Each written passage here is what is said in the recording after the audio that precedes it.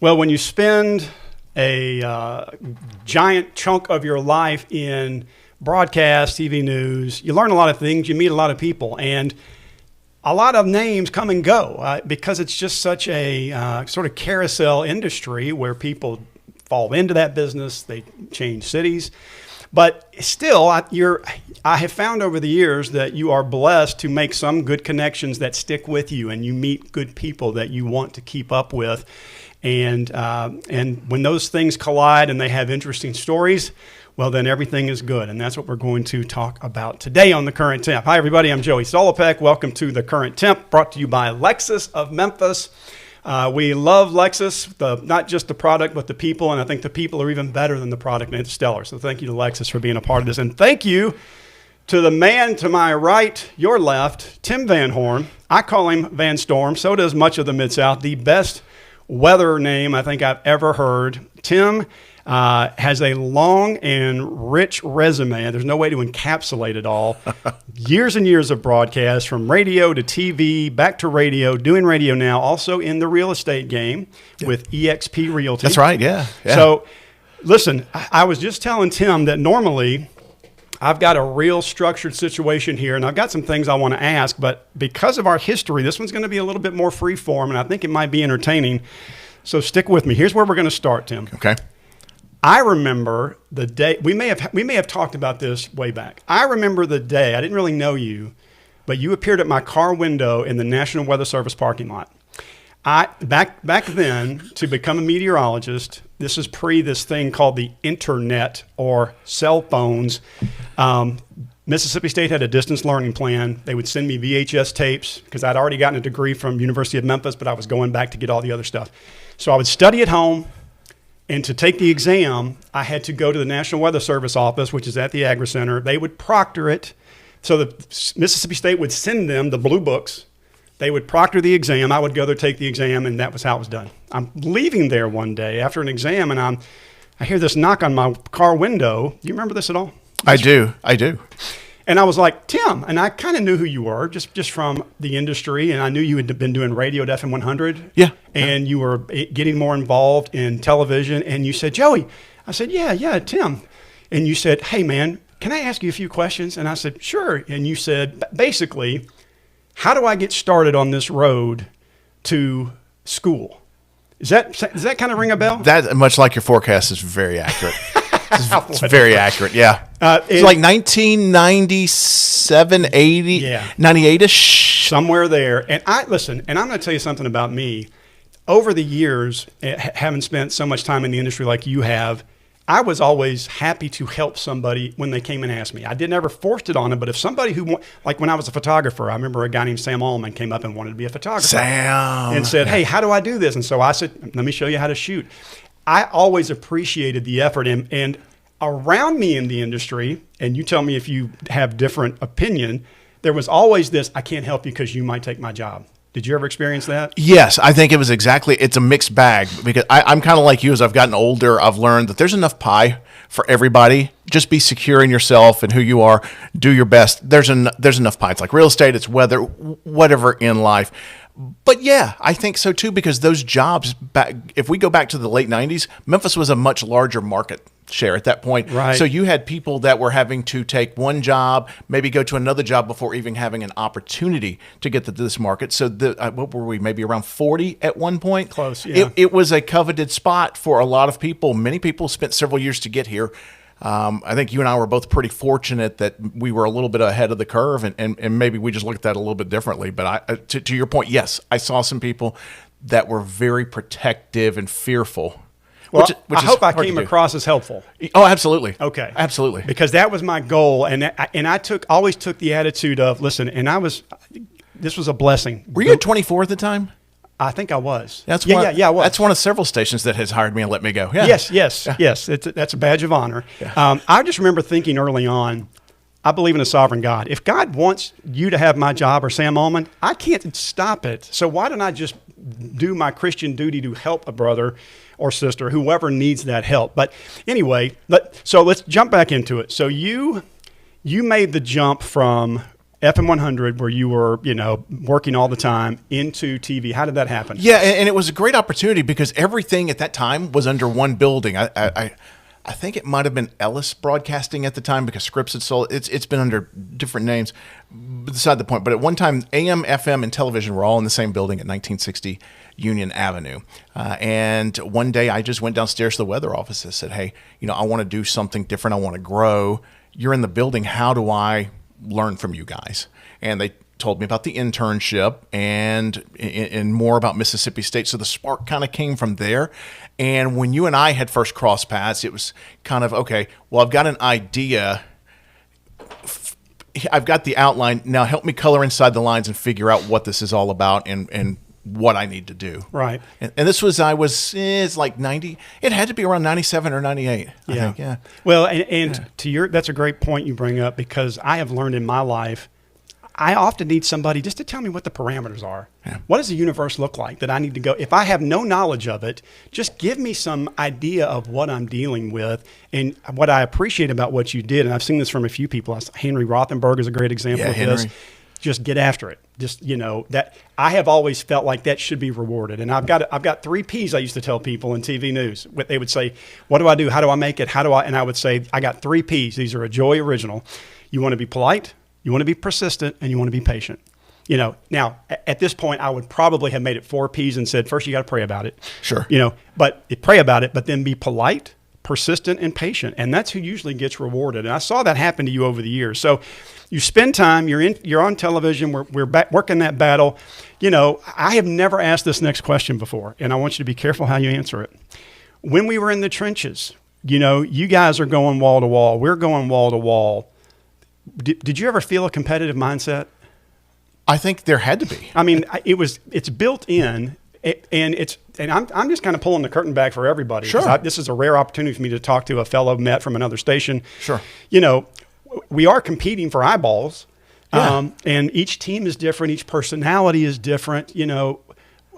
I know that at our place, I would have a TV bank just so I could keep an eye on what you guys were doing, what the other stations were doing. Sure. Was it the same way with y'all? To answer your question, generally speaking, yeah, I think it was competitive. I think, one, because we are competing for eyeballs, and I think that culture comes from a little bit higher in the building. They're there to make money, but also we have to serve the public. But sometimes those things kind of clash. But yeah, I think it was competitive. Now, did we have monitors in our studio per se? Like if Dave and I, or Ron and I, John and I were doing, we didn't have other stations on inside the studio. I have a pretty good feeling that outside of the studio in the building elsewhere, maybe there was some watching of what was going on. But yeah, it was competitive because we always wanted to do our best and perhaps find things as quickly as we can, or have a different angle or a different take on the storm to one, bring people the knowledge that they need to be safe, but also for people to feel comfortable, because there's got to be a comfort factor. People, what I really always have appreciated about you, people are comfortable with you because you are. I know there's 4 P's, but there's one big G, and that's genuine. And people can smell it a mile away. That's kind. And you're genuine. And I think the one thing that we really tried to do was be genuine. We tried to be consistent with that, and it's interesting because there was at one time, it felt like there was really a heavy weather war. And I think it might have been around 2000, 2001, where everybody had the bigger, badder, newest radar. And I know it's not unique to Memphis. I think that was all across the country. But I think when you have that, there is an expectation, an external force that, okay, we've invested all of this money, now get us some eyeballs. But it was never to that point. I will say this, it was never to the point of embellish something to where you are stoking fear in people, because it eventually the truth comes out, you get found out, and whatever rise you get out of that, the fall happens just as fast, if not faster. And to me, that's where authenticity comes into play. One of the things I did not like about TV, and I want to hear your version of this as well, there's a lot of inauthenticity. Not everybody was authentic. Especially over many years with a carousel and what is very much a Shark Tank. It is a tough. It's kind of like what you hear about Saturday Night Live, where it's everybody's pitted against each other. Who's going to get on air? That's a tough industry to find authenticity, especially when you're being promoted as an image all the time, and there's a battle over who's going to get promotion. It's a very difficult atmosphere to spend years in. How did you experience that? How did you deal with that? Yeah, it was a blessing and a curse to be at Channel 5. One, I got to learn from Dave Brown, and everything that you hear about Dave, about being a good guy, it's all of that and more, even outside. Great family man, great community guy. Never saw a question that he wouldn't answer for me. That was never an issue. But what I realized after a few years was, if I wanted to advance in the business, I was going to have to leave town, because Dave was there for decades, waiting in the wings. Ron Childers has already been there, a decade or more head start. So to me to be able to grow, I began to realize that I was going to have to leave, because it's like taking number wait in line. Right. It's going to be a long time, because Ron's homegrown guy. Yeah. He's not going to go anywhere. So, what was the original question? It was the pluses and minuses of how the industry is, and you're kind of answering it. I mean, I was talking about authenticity, and you mentioned how authentic Dave is, and all those guys. Well, I'll get the rail car back on the track. Sorry. To that, we're in a difficult spot as weathercasters, because you get 2.5, you get 3 minutes to get your point in, to get the forecast in, get it in the right format, and if you have a few seconds or so, you have a chance to show your personality. That's a double-edged sword, because either you can show your authentic personality, or you can have a catchphrase, or you can be gimmicky, and people think that there's more to you than that, and really it could just be just a superficial person one way on the air and then have no depth off of the air. I mean, it's a double-edged sword. Well, keep in mind, we're going to get more into this, and I want to talk about the shift in weather technology and how different things are today. But I think you bring up a great point. I get sent from lovely people everywhere, over and over, the dancing weatherman. Oh yeah. Okay. Who has continued to dance for many years now. I guess he's in New York. I don't know. I don't follow him, but it's, to your point, he gets a lot of views because he's a good dancer as a weatherman. Advertisers love him, I'm sure. Sure. Yeah. But I had a consultant tell me one time, and I don't know this gentleman, he may be brilliant. I'm just making this argument for the sake of conversation. I had a consultant, we had some really good consultants who taught me a ton. They were like, yeah, he's super popular on TikTok or whatever, but in a storm situation, is anybody going to him? And that stuck with me, because I remember early on in my career just trying to get traction. I mean, sure. when you're new and you're going up against a Dave Brown or a Ron Childers or a Tim Simpson, whoever, you're just trying to stand out, break out of the crowd.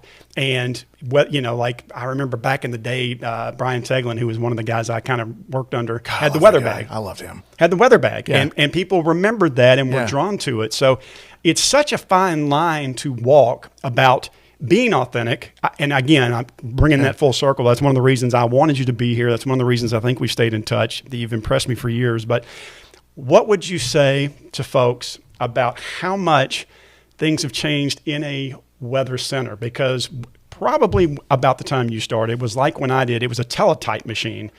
When Jim Jaggers was originally, I first walked up to him because he was at 13 and said, "Hey, Mr. Jaggers, can I learn some?" These big machines went, and all they were numbers, and you were supposed to figure out how to do a forecast. Of course, I was like, what in the world is this? And of course, here we are today, where a telephone could get you into space, basically. Yeah. So talk about that from magnetic weather boards to where we are. What would you say? Oh golly! When I first started at Channel 5, we had, I don't even remember the name of the system, but to draw a futurecast, it would take a good 45 minutes to an hour and 15 minutes for you to put your starting point on. You put your end point on. Ready for the word? And what's that? Are you ready for the word? The rendering. The rendering, yes. The rendering. Yes, the rendering. It took of 45 minutes. So you needed to be sure of your forecast well in advance, and then you also had to hope that it rendered properly. I forgot about rendering. I forgot about it. It was a WSI system that I was doing it on. Oh, yeah. Rendering.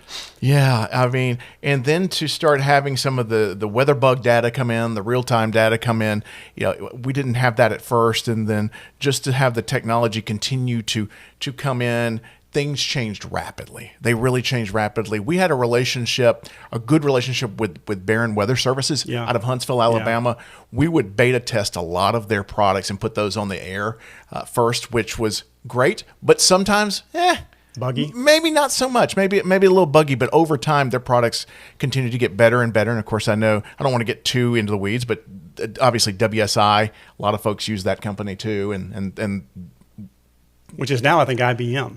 Really, I think IBM bought them. Yeah, I think they're now IBM. Anyway, everything's conglomeration. You know, where there was a time when personality and trust in an individual forecaster was paramount. Now, much of everything is getting pushed to an app. So I think that makes us, if we were in that market right now, it would make us a part of the whole formula, but we were not necessarily the most critical part of the formula. The eyeballs are, is it going to rain today? Is it going to be sunny? It's now been pushed. I think a lot of that personality-driven weather, a lot of that trust is now more just in the numbers. Let's talk about that because that's a great kickoff point. We have gone from appointment viewing to weather on demand, to your point. So where do you think that's going to take us going forward? Because I think I'm already seeing the repercussions of, as we see companies gobble companies, money's being cut, salaries are being cut, positions are being cut. If you look around now, and I barely flip around for weather because I do it like you probably do ourselves, every face looks to me like they're 10 years old. Right, they're very young. That's not an insult. They just look very young, and that's part of just capitalism. They're getting younger, and they're paying them less. I know they're making less money, which I hate because all the money strings are being cut, but everything's being pushed to a semi-accurate social media. Most of these apps are not very accurate because they're all logarithms and they're based out of Atlanta or the New England states, whatever. How do you think? Because I've got an answer to this, but I want to hear yours. How were you impacted, or do you see impact from social media? And I'll tell you what, let me kick it off to help you. One of the impacts I saw was, you said this earlier, we were constantly trying to absorb information and data to be able to put out fresh information. Where is the tree down? Where is a power line down? Where could a tornado possibly have touched down? And back then, we didn't have a lot of live reporting everywhere. Well, now with Twitter or X, or let me go back 5 years, I could monitor that feed while we were on the air and go, it's not confirmed, but I'm seeing something that indicates we could have a flooded roadway at Park and, Poplar. That to me is a benefit, but it's also caused dilution. So what are your thoughts? Yeah, I think regarding the proliferation of data, I think as it becomes more and more data driven and there's more and more products, at some point AI is going to take over a lot of this stuff. Yeah. So I think that's one thing is you're going to see fewer and fewer folks because AI is going to continue to take over. It's going to sound a lot like us. It'll have the numbers. It'll be reasonably accurate. I think it'll be enough of a threshold of reasonable accuracy where I think corporations will say, okay, I can save a ton of money with this. But also to your point about younger meteorologists, I'm thrilled that there are still so many people that have a thirst for that go to college to learn that and to go. But I also see now that Memphis has dropped in market size, I don't believe that there's going to be that loyalty here and that intrinsic interest in our city. I think it's kind of like a good baseball pitcher, 3 and out. Do your 2 years, do your 3 years, get out, and I think it's going to become more of a revolving door. I think the Joey, I'll use the plurals, which I swear I'd never would do. The Joey Sullipex of the world. There'll be fewer of those. My wife is cringing. She doesn't like that thought. Yeah, see, I won't do that anymore. But what a great point. I didn't think about that. You're exactly right though, Tim. We are edging away from longevity in a market. We're teching ourselves out of a job. Interesting. I think so. All right, I have a question for you because we talk about trust, and I know that your name is a very good name in this city. I do have to ask you: do you think people ever disliked the bow tie or resented the bow tie? Did you ever get any hate off of that? Yeah, that's a great question. Because some people might see that as a gimmick, but I think it's just an expression of your personality. It was as you well know, TV news is almost like a giant real life Truman Show sociology experience because you're learning about the public through time and how they think just through time. When I first started wearing it in the 90s, nobody else was doing it. It was real. I remember telling Brian Teglin, bring his name up again. I'm sorry. I just appreciated Brian. I met him one time, but he always seemed to make weather fun. Right. And by the way, you're going to learn something along the way. Very personable. Yeah. And that's what I really took from him, and it impacted me. But I remember sitting there with him one time, and I was just kind of a nobody, in my mind still am. But I remember saying, if I can ever afford to buy a bow tie, because no money, we're all making bare bones, I said, I'm going to start wearing one on the air just to have something to help stand out. I was trying to market myself. Sure. So to answer your question, when I went on with it full time at Fox back in 2000-ish, somewhere around there, out of the gates, I got a lot of hate. I remember being at a Walgreens early on, and I'd been wearing the bow tie on air. And early on, I walked into Walgreens on my dinner break. It was the one that was at Park and Highland, which is no longer there. And I'm all the way in the back getting cough drops or something, and I hear somebody yell my name, Joey, from the very front. And I turned around, and it's that long aisle, and there was a woman there. I go, hey. She goes, I hate your bow tie. I was like, all right, thanks for, nice to meet at you. least thanks for watching. Yeah. Now, fast forward 3 to 5 years, and that's all anybody wants to talk about. And so what I took away from that is people hate change. They don't like things to change. So when I wore it at first, they weren't used to it. But after I wore it long enough, they got familiar with it and comfortable with it. Then they became very loyal to it because Memphis is a very loyal town. They are.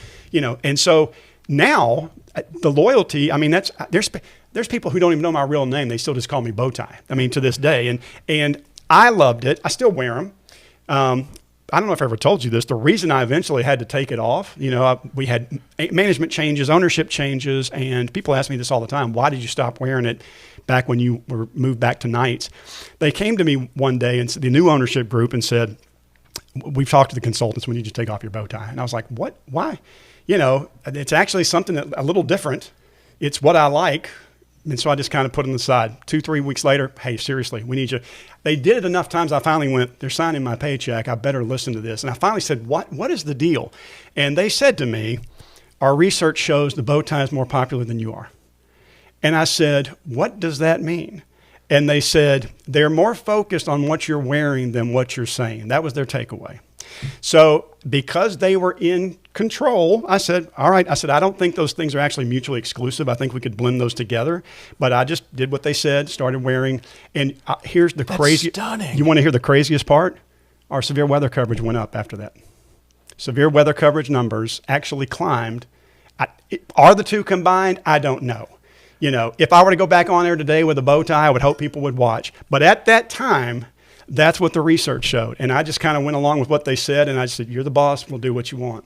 See, I think you and Earl Farrell should show up with like a cowboy tie on. That should be the next. That should be the evolution. Yeah, the evolution of Joey Solifek. That would be pretty funny. All right, now I'm going to hit you with some weather memories. We don't have to spend a lot of time. I want you to tell me your memories of each of these. Okay. I'm going to start in 2003. Okay. Hurricane Elvis.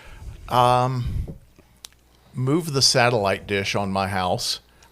Personally, not much damage there. For me to see those straight line winds come in and see what our vulnerability was for the infrastructure was pretty mind-blowing. Were you in the weather center when that happened? I was there the day after. No, I was not in at that moment. All right, here's mine. We had 2 babies. The house had flooded. Insurance put us up in those apartments at Poplar and 240. Hurricane Elvis comes through while we're in the apartments. I walk outside because we have a family minivan. Everything looks great. Packed parking lot. Every tree is fine except for one, and it had fallen on top of our minivan. That's my Hurricane Elvis. All right, here's another one. So who wins that round? Do you win that round because it's worse, or I win that round because I escaped with that with just a few shingles? You're the winner. Okay. You're the winner. Okay. Super Tuesday tornadoes. This is 2008. Super Tuesday. Do you remember this when they just went and went and went? Yes, and I was there. Wow. I remember what I most remember about that was that might have been one of my most competent nights on television. I don't want to say best when other people are suffering. That's not accurate. No, that's a good way to say it though. Because that was a night. Because some of that, help me here. Some of that was in North Mississippi, right? Yeah. Okay. One of the things that I worked on while Dave would be in front of the green wall was trying to pick out where the next most likely spot was. Right. And unfortunately, I got on a roll that night where I was able to pick at least 4 of those out before the Weather Service could issue a warning. So we went there. I tossed that to Dave. I just put it on the screen, and I'll tell you this about Dave. Dave. No man, I don't think there has been a man that has ever trusted me as much as Dave Brown has. That's what a compliment. If I put something on the screen, he was going with it, and he was all in. He was ride or die. with whatever I put up there. And Yeah. and that night I think it paid off for the people that were in Mississippi, and obviously in West Tennessee as well. I remember that. And then I remembered having to change the batteries out of the wireless mic quite a Because bit. it went so long. It was quite a night. Yeah. What about you? Really, for me, a lot of them start to run together when you're spending hours and hours in front of that wall. And I was in a situation quite often where they wanted me to be on the wall, and so I was always there. I just lived there, always there. Even on weekends, you come in. I just remember. Did you feel helpless at that point because you're not driving the radar, or no? Well, I did, because I didn't. So we had systems where I see it sometimes today, where you could put your hand in front of the wall and you were clicking, and the computer was trying to pick up your furthermost point. I hated that system. So what we eventually did was moved the rolling stand in front of the wall to the corner so I could manipulate my own radar, because it was such to me, that was such an imperfect system. I think you and Dave had it down. You guys had it. You would run the radar quite frequently, if I remember correctly. Yeah. And you guys worked simpatico. And then if he had to change out batteries or head to the restroom or get a drink of water, I just stepped in and vice versa. It's hard to do. It's super hard to coordinate and get in a rhythm with someone. I think you guys did a great job. Thank you. Everybody talks about Dave Brown and Lance Russell, but nobody ever talks about Dave Brown and Tim Fenton. I do. Hey, here's another memory too. I know that because you had to be there, because since we went 5 or 6 hours, you know what happened? Sleeves got rolled up. Oh, don't make me roll my sleeves. When we roll the sleeves up, man, it is on. Don't make me. Like Donkey Kong. Yeah, don't make me roll it up. All right. How about the great flood downtown of 2011? 2011.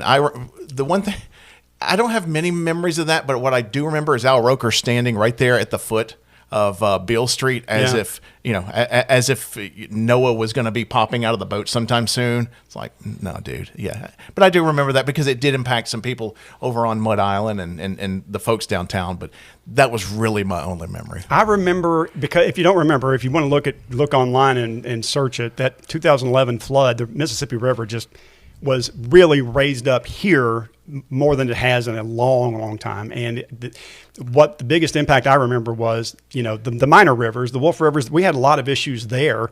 But downtown, because it came up so high, so ridiculously high, the visuals were dramatic. And so to your point, we had national news feeds coming in from around the country because they wanted that shot of being underwater just off Beale Street in Memphis, but it was pretty dramatic. I look back now, we took the kids down there because I thought they may not see something like this again. Sure. All right, here's my last one. Ice storms. We had one in 94. We had one in 2022. They were both, 94, of course, more. I'm really going back with 94. That's probably, you were still in grade school, but memories of either one. Okay. Thank you, by the way. Let me start with 22 because I was out of the business then. It was just more of a case getting to the radio station over at News Talk 98.9 in the morning, which I didn't have to do because we have, thanks to digital technology, have what's called the Comrex box. Oh, you can go live anywhere, can't you? Yeah, I can go live anywhere. So I just did that from the kitchen table. I just did my part of the morning show there because Ditch, who's my program director and the co-host, right, he lives like a few blocks away, so he was able to make it in. And so you guys just kept going. We just kept going. Now, the Ice Storm 94, I was just out of college then. Maybe the biggest memory and the most ironic thing is that the River Kings hockey game got canceled because of ice. Isn't that something? I used to go to those games all the time. Those were great. Yeah, one of my memories is I was a tape editor at 13 at the time. 13 was then Eyewitness News ABC 13. I was the tape editor. And we put together a compilation of video after. By the way, if you're not familiar with Ice Storm 94, it knocked out power for months. The infrastructure was so damaged because it was so much that there were people in freezing temperatures without power or heat. I mean, for weeks and weeks and weeks, and the damage was just mind-boggling. We put together a VHS tape and sold them at all the 7-Elevens and Circle K's. You could buy the Ice Storm 94 VHS tape. But this is what really sticks out in my head the most, and a lot of people don't know this.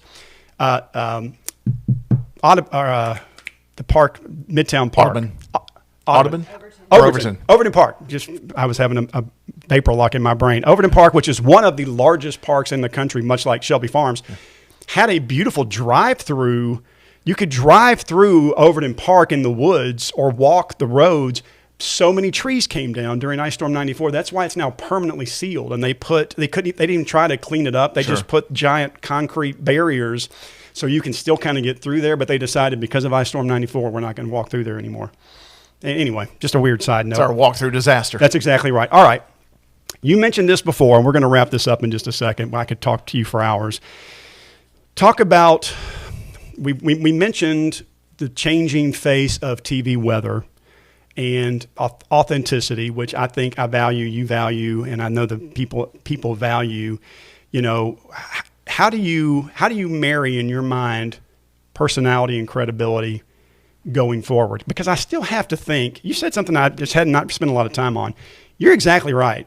Because I'm in the investment business now. I'm thinking a lot about how AI is going to impact corporations.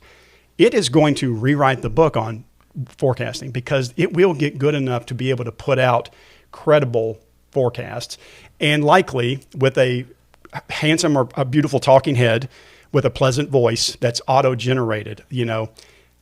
Where do we weigh the human and personality and credibility into that? By the way, I did not give him any prep on any of these questions. I just asked him about weather memories. He has not seen any of these questions, so I'm putting you on the spot. But I know you're a professional. What do you think about that? I think, well, when it comes to the individual and credibility, I mean, all you can do is go in and grind it out every day. I mean, the equity that you get, the goodwill equity that you built, didn't come from one forecast. It didn't come from a week. It probably didn't even come from a year. It's marking the passage of time with certain weather events, or maybe it was a public event. It's just grinding it out every day and resonating with people in their time. At some point, they come to you as like, okay, that's my weather guy. And it doesn't necessarily happen in large swaths. It just happens with repetition. If somebody were in the business right now, I would say continue to do just that, because regarding AI, if you're in the business now, you're basically at the mercy of the corporate heads that decide whether or not credibility matters, or if having an individual that stands out, if that matters. Because on a bottom line, it may not be a significant financial difference in their mind. And the only thing you can do is go down swinging and just do your best every single day. I think you have to have integrity. You just continue to be who you are. And if it works out for you, then that's God's plan. If it doesn't work out for you, God's going to point you in another direction. That's a great point. And I think what I draw from that is how critical it is to have human connection. Because I love weather. When it's in your blood, it's in your blood. And once you've been a newsie, you're kind of like a war veteran. You have that experience forever. I'm come from some veterans in my family, respect what they did, and that changes them going forward. Being in news does as well, because you're faced with so much trauma and death and things. It just affects you differently. But when you're in the weather game, I still love it. I know you still love it. We still dabble in it, and I've continued that online. And what has amazed me is I see the value. I talk about this sociology experiment of getting to know the public. I may have more interaction now on a daily basis with people who want to talk about weather or whatever life because of the social media aspect versus when I was on air full time. I do more public speaking now. I have more daily conversations at the Kroger, at the Walmart, at the Costco. You have to always insert the before those words, by the way. To me, it's that human connection that has more value. And part of that is when I'm interacting on social media, it's not just weather. I like to talk about my faith, or I like to talk about something funny that happened at my home with my wife or my kids. There's a reality aspect there as well. But I always can tie anything back to faith. I think this is critical to discuss because we are becoming an isolated nation because of this. We're becoming an isolated nation behind a keyboard where we say things and scream things and think things that we would never say in a face-to-face conversation because we feel like we don't have any responsibility or accountability. To me, that human interaction is so necessary. We need to push back through this against the isolationism, to be real with one another, to have conversations, to develop relationships, no matter what it is. I don't care if it's TV news, if it's finance, if it's real estate, whatever it is. Well, it seems like you now have the best boss you can possibly have, and that's yourself, because you're able to speak freely. You're speaking on faith. Most people probably can't have that discussion if they're working in a corporate That's environment. Exactly right. That's right. It's highly regulated. Yeah, it's highly regulated. I think if you are in a situation where you have a few seconds to talk on air, on a television cast, it's more of a, again, very superficial, very lighthearted, which, by the way, a pet peeve of mine is when they have you come on and do weather right after a horrific story.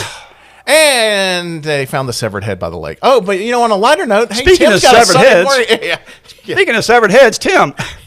Tim, see if you can put it all together with the No, forecast. hey, folks, we would make jokes about that internally all the time because whoever writes these things would not think, oh, we're going straight from this horrible story right to Tim for weather, and it would be the worst lead-in. And I would talk with Merle about this all the time. Just it would make me crazy. And she gave me this. This was one of the many gifts she gave me. She said, you know what?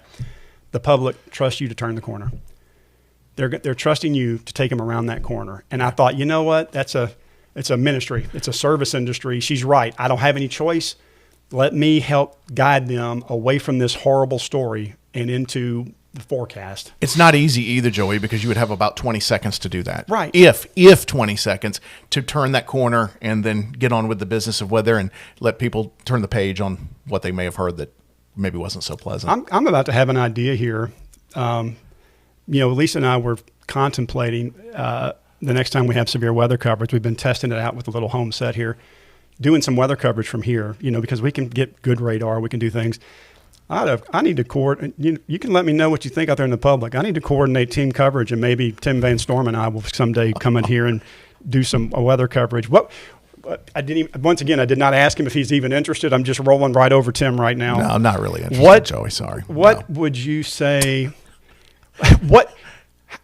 Here's a tough one, and then we're going to wrap this up, but I still got some good questions. I've got a friend right now who's about to leave Memphis. He's leaving after many, many years. He's going to go somewhere else, and he's been here on air for a long time. You and I have both walked away for different reasons. God has a different plan and steers us, and we don't know what tomorrow will bring, but I trust in him. But let's just say when you're inside that world, when is it time to walk away, and how do you deal with it afterwards? When do you think, how do you decide when it's time to leave that? Because you're in a bit of a bubble. You're in a bit of a surrealistic bubble. How long did it take for you to realize you were in a bubble? It took me a few years to realize that. But once I did, it changed how I looked at my future. I would say for me, it took 3 to 5 years. But would you, that's a great question. I hadn't even ever thought about it. Was the bow tie on then or no? You started wearing the bow tie probably. That's really when it took off, and I think it. Man, what a great question. I think it happened to me when you realize just how much visibility you have, right? Like when you realize, oh, the person driving down the street recognizes me because I was, I don't take it for granted that anybody knows who I am. Never, I don't. And so when somebody would act like they knew me, that really surprised me for several years. Sure. I think you realize you're in the bubble when that becomes so. I would love to I'm going to ask my wife this question when we get off the air because your spouse is in this journey with you. Yeah. When you realize things are a little different in a modest community, we're not in New York. I got a small town, big town feel in Memphis.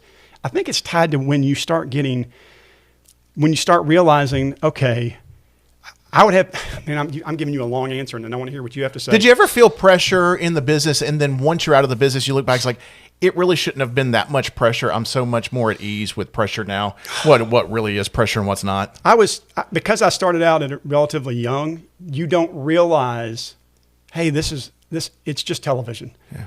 The pressure that comes from above, and depending on who the personality is that's above you, whatever that is, whether it's mid-level management, upper-level management, corporate, who knows, they all want to put the pressure on you. And in the beginning, you're like, whatever you say, I'll bleed here. I'll live and die here.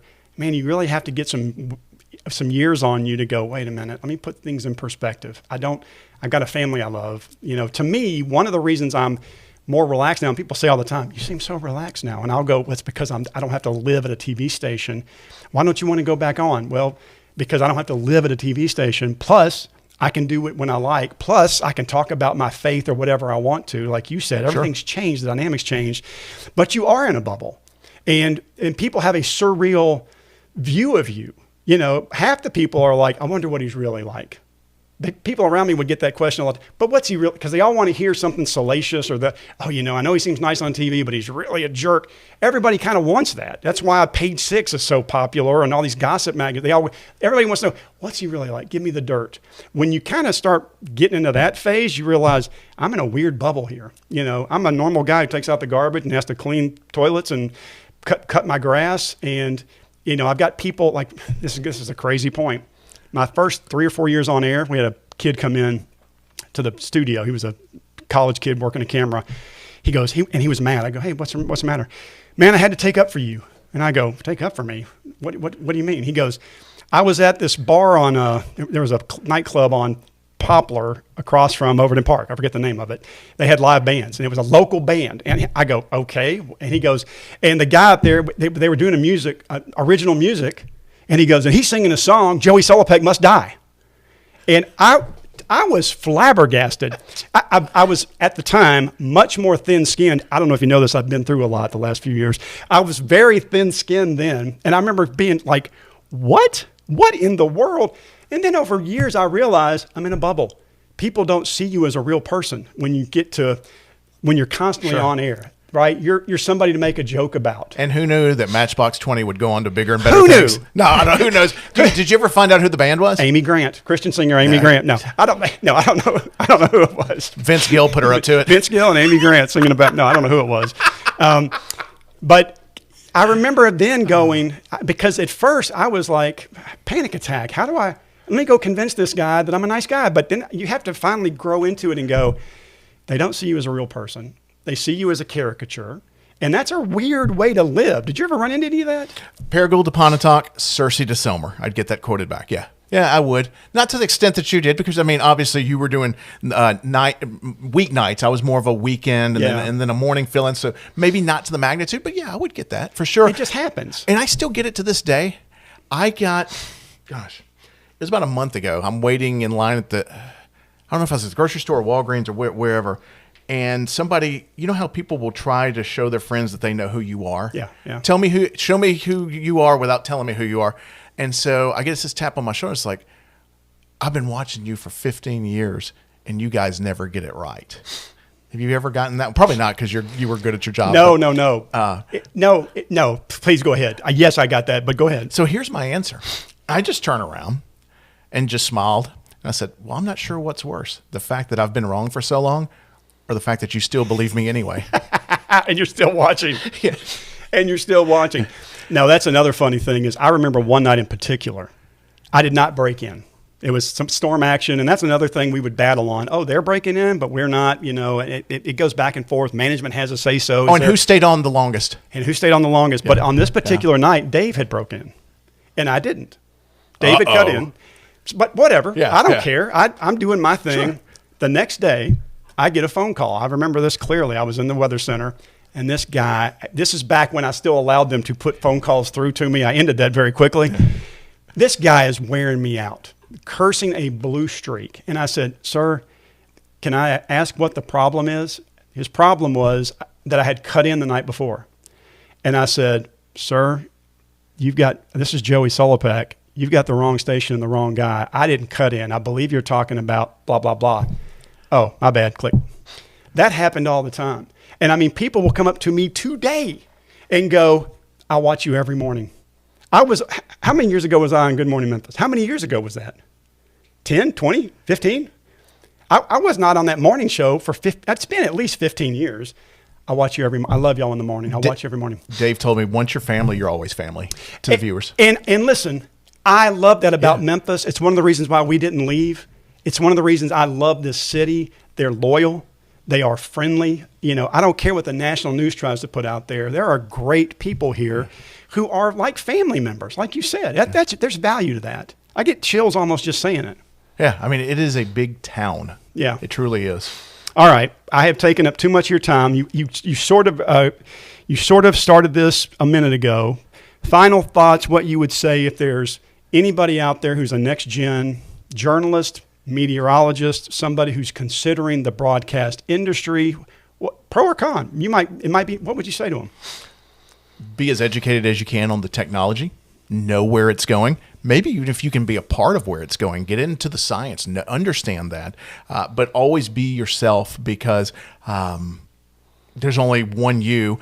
And to me, we've become too homogenized. If you can be memorable, and if you can be authentic, then I think you've got a leg up on a lot of people, because there's a lot of people that there's still a lot of supply compared to the demand out there, because I would assume for every job opening, there's still 5, 6, 7, 8 people that want a weather job out there. And you got to find a way to stand out. And I think education's another way as well, because the market's only going to get smaller. It's not going to expand. And if it does get smaller and technology continues to take over more, I would say that you need to be on the cusp of that and maybe be ready to transition into more of a scientific portion rather than the broadcast portion of meteorology. If meteorology is your passion, if you just want to be on TV, then just go for it and ride the thunder as long as you can. Otherwise, be prepared to make that transition. Most people don't die with this being their last job. Be ready for the next move. Right. Oh, that's a great point. 100%. I agree with that. All right, tell us. Remind everybody where you are now. How can they find you? Man, I appreciate that. I'm at News Talk 98.9. It's 98.9 FM here in Memphis, and I'm on 6 to 9 in the morning. Monday through Friday. Monday through Friday. We do News Talk, and it's the home of the University of Memphis Tiger basketball, football too. So you love that. Cool. And you're still doing real estate. I am doing real estate with EXP, yes. So just timvanhorn.com. So I appreciate that. Listen, friends, thanks. I'm a believer in authenticity and getting what is your perception is. If you want to tune into something, tune into Tim in the mornings with him and Ditch. And Thanks. If you need some help in the real estate game, seek him out. I'm sure he would be happy to help guide you. Tim, man, thank you for being here today. Joe, it's always great to see you. And, as we said in that parking lot over at the Agri Center, over at the Weather Service, hey, man, let's get together and do a podcast in 2025. Had we but known. Can we skip over all the stuff in the – actually, there's a lot of good stuff in the middle. That's all right. Listen, hey, thank you to Lexus of Memphis once again. Love those men and women. They are phenomenal. In fact, go tell them you saw the podcast and you want a great vehicle, and they'll take care of you. Ron Goss, Brian Smith, the whole team over there. And if you've got a comment or a question, or you want to maybe make a suggestion for a future podcast, which many of you have, thank you for those.